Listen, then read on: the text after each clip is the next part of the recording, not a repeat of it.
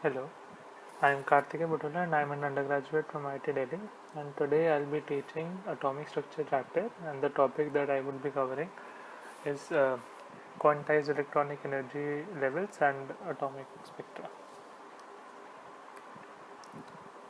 So what is the section actually starts with continuous atomic spectra. So what exactly it is? तो हम पहले ये देखते हैं कि लाइट का स्पेक्ट्रम क्या होता है. तो light is an electromagnetic wave, ठीक है.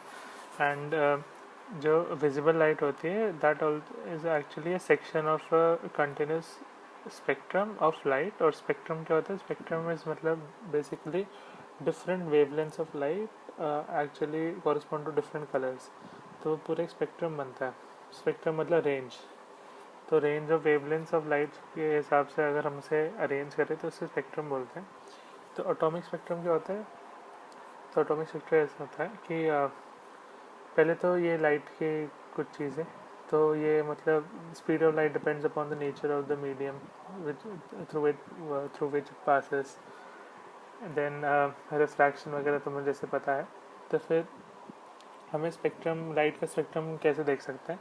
तो अगर हम लाइट को एक प्रिज्म के थ्रू पास करें तो जो शॉर्टर वेवलेंथ होती है वो ज़्यादा बेंड करेगी देन लॉन्गर वेवलेंथ. ये तुम खुद डिराइव कर सकते हो रे ऑप्टिक्स के फॉर्मूले होते हैं उससे. तो उसमें पता चल जाएगा कि जो एंगल ऑफ डेविएशन होता है हर एक वेवलेंथ के लिए अलग होता है. तो इसलिए प्रिज्म के थ्रू जब एक लाइट को पास करते हैं तो फिर वो अपने कलर्स में स्प्लिट हो जाती है. तो ऑर्डिनरी वाइट लाइट सारे कलर्स का कॉम्बिनेशन होता है. इसलिए मतलब अगर तुम red colour light, blue colour light और green colour light for example अगर तुम एक सेम स्क्रीन पे फोकस करोगे तो तुम्हें वो वाइट दिखेगी. तो white is actually a combination of all the colours.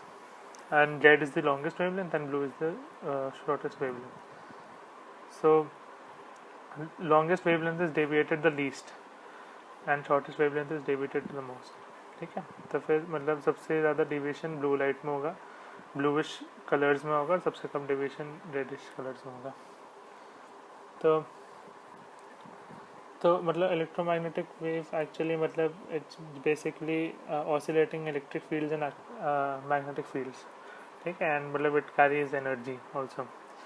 So electromagnetic radiation actually when interacts with matter and मतलब atoms and molecules may absorb energy and reach to higher energy state. ठीक है. अब energy states क्या होती है? Energy states ऐसे होता है एक मतलब कॉन्सेप्ट है जो अभी बहुत यूज़फुल आने वाला है एनर्जी स्टेट का. तो वो एक ऐसा कॉन्सेप्ट है कि मतलब कोई जो ये जो सेक्शन है स्पेशली वो ये सॉर्ट ऑफ प्रूव करेगा कि जो एटम्स और इलेक्ट्रॉन्स होते हैं हर चीज़ मतलब दुनिया में वैसे तो मतलब वो भी मैं आगे बताऊंगा. तो वो क्या होता है कि उन हर एक चीज़ एक स्पेसिफिक एनर्जी वैल्यूज़ पे ही रह सकती है. तो जैसे अभी हम इलेक्ट्रॉन्स के एग्जांपल देखेंगे तो ये क्वांटम मैकेनिकली प्रूवन फैक्ट है कि इलेक्ट्रॉन्स हमेशा एक मतलब स्पेसिफिक एनर्जी स्टेट्स पे रह सकते हैं.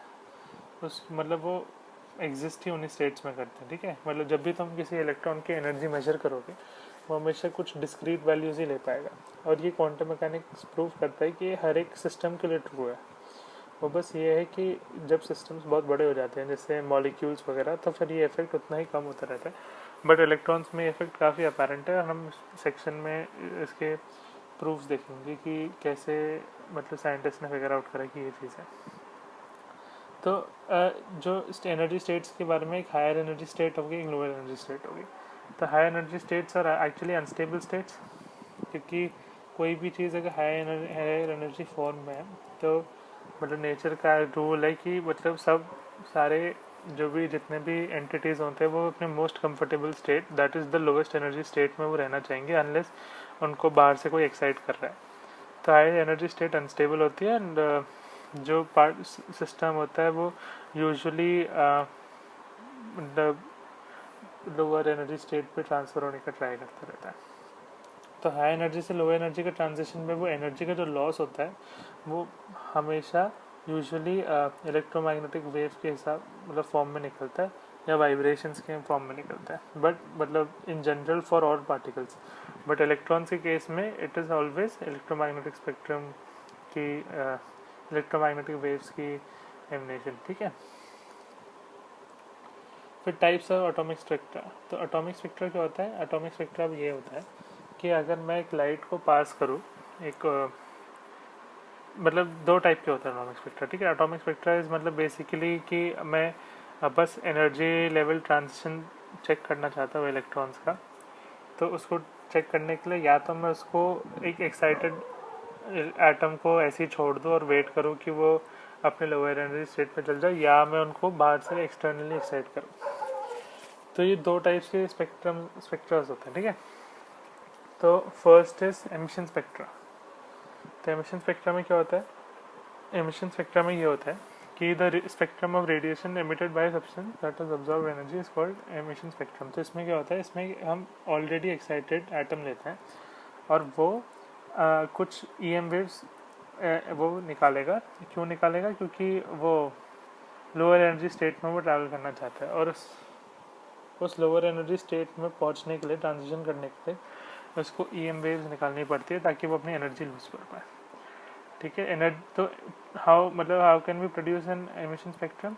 To produce an emission spectrum, energy supplied to a sample by heating और एरिएटिंग मतलब उसको लाइट उस पर फेंकना, and the wavelength of the radiation emitted as the sample gives the absorbed energy, ठीक है। फिर एटॉमिक स्पेक्ट्रा का अब्जॉर्प्शन स्पेक्ट्रा दूसरा एग्जांपल है। तो अब्जॉर्प्शन स्पेक्ट्रा में क्या होता है कि हम एक एटम्स के सैंपल लेते हैं और उसको लाइट से इरेडिएट करते हैं। तो जैसे हमने पिछली स्लाइड में देखा कि irradiation actually helps in exciting the atoms. तो क्या होगा कि एटम्स वो कुछ वेवलेंथ्स को अब्जॉर्ब कर लेंगे जो उनकी स्टेट ट्रांजिशन को अलाउ करती है, बट जितनी भी वेवलेंथ्स वो अब्जॉर्ब नहीं कर पाएंगे वो as it is pass through कर जाएंगे थ्रू देम। तो फिर ये क्या करते हैं, इस वाले चीज़ में पीछे वो लगाते हैं, स्पेक्ट्रम मेजर करते हैं of the light which has been pass through the samples. तो इन वाले केस को अब्जॉर्प्शन स्पेक्ट्रम बोलते हैं, और इस study of emission and absorption spectra is called spectroscopy, ठीक है। तो लाइन एमिशन, पहले मैं ये तुम्हें वो दिखाना चाहूँगा फिगर। तो ये NCERT से फिगर 2.10 ले रखा है। तो ये देखो, जो फर्स्ट वाला पॉइंट है, मतलब ये है कि एक एक्साइटेड सैंपल मैंने एक जगह रखा, वो कुछ EM वेव्स निकालेगा, उसको मैंने प्रिज्म के थ्रू भेजा और मैंने फिर डिटेक्टर में डाला, तो ऐसी स्पेक्ट्रम आए। क्या इसका मतलब क्या मतलब है कि जो सैम्पल्स ऑफ एटम्स हैं उन्होंने डिस्क्रीट वैल्यूज़ ऑफ वेवलेंथ की EM वेव्स निकाली और उसको हमने यहाँ पे मेजर कर लिया। तो ये सारी वेवलेंथ्स निकली है यहाँ पे, ठीक है। अब्जॉर्प्शन स्पेक्ट्रम क्या होता है? अब वाइट लाइट सोर्स जो है वो एक कंटिन्यूस स्पेक्ट्रम है, ठीक है। उसमें सारी वेवलेंथ्स है। अब मैंने उसको एक सैंपल के थ्रू अब्जॉर्ब करवाया, तो उन्होंने स्पेसिफिक, यहाँ पे देखो, जो यहाँ पे कलर था वो यहाँ पे ब्लैक है। क्यों ब्लैक है? क्योंकि वो उन्होंने वो स्पेसिफिक पॉइंट्स ले लिए, अब्जॉर्ब कर लिए, ठीक है। और जो बचा वो कंप्लीट स्पेक्ट्रम माइनस वो स्पेसिफिक पॉइंट्स है, ठीक है। तो बस यही, ये लाइन एमिशन स्पेक्ट्रा है। पिछले साइड में यही बोलते हैं कि line emission spectra is actually मतलब emission spectra of atoms in the gas phase do not show continuous spread of wavelength from red to violet, but वो सिर्फ डिस्क्रीट एनर्जी से स्पेसिफिक वेवलेंथ ही करते हैं, क्योंकि हर मतलब वो सिर्फ डिस्क्रीट एनर्जी लेवल ट्रांजिशंस को ही अलाउ करते हैं। इस चीज़ को हम लाइन स्पेक्ट्रा बोलते हैं क्योंकि वो ऐसे लाइंस की तरह दिखता है, ठीक है।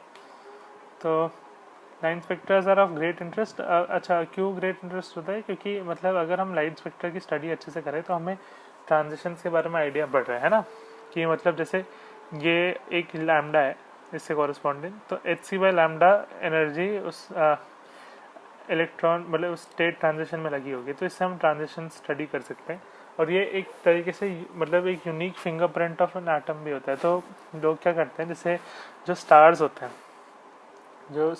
हैं, अब जैसे सन हमसे बहुत दूर है, अब सन की हमें कॉम्पोजिशन कैसे पता होती है? सन की हमें कॉम्पोजिशन ऐसे ही पता होती है कि जो सन से लाइट आती है, हम उसके लाइन स्पेक्ट्रा मतलब देखते हैं, उसको डिटेक्टर के थ्रू देखते हैं, उसके लाइन स्पेक्ट्रा देखते हैं, और फिर हमें इसमें पता चलता है कि क्या क्या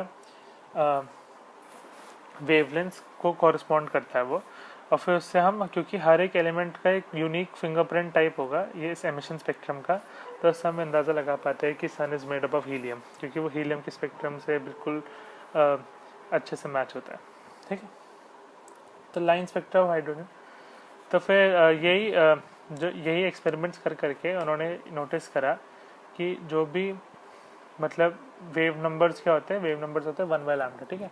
तो उन्होंने नोटिस किया कि जो भी वेव नंबर्स कॉरेस्पॉन्ड करते हैं एमिशन स्पेक्ट्रा, वो एक्चुअली इस फॉर्मूले से गिवन होता है, और फॉर डिफरेंट टेंस ऐसे डिफरेंट वेव नंबर्स मिल जाएंगे, ठीक है। तो इस ये उन्होंने एक्सपेरिमेंटली फाउंड आउट करा ये कांस्टेंट, और ये पूरा मतलब कर्व फिटिंग करी है बेसिकली, और ये सब चीज़ें निकाली। तो इस वाले चीज़ को बोलते हैं 109,677, इसको हम बोलते हैं रिडबर्ग्स कांस्टेंट। ये रिडबर्ग ने निकाला था फॉर्मूला, ठीक है। और मतलब इसमें डिफरेंट लाइंस होती है, और बार्मर ने बताया था कि जो विजिबल रेंज में जो लाइंस हाइड्रोजन निकालता है वो इस वाले से दिखती है। तो इन वाले इस सीरीज को हम बाल्मर सीरीज बोलते हैं, ठीक है। इन जनरल जब सारे थ्रू आउट द स्पेक्ट्रम, और सिर्फ विजिबल स्पेक्ट्रम ना देखो तो ये भी डिफरेंट वेरिएबल हो सकता है, और हर एक N1 के लिए डिफरेंट साइंटिस्ट ने ये खोज करी थी, तो सबने डिफरेंट नाम उसको दिए, ठीक है। तो जैसे अगर N1 1 होगा तो उसका वेव नंबर सबसे हाई होगा, सबसे हाई वेव नंबर मतलब सबसे लो वेवलेंथ।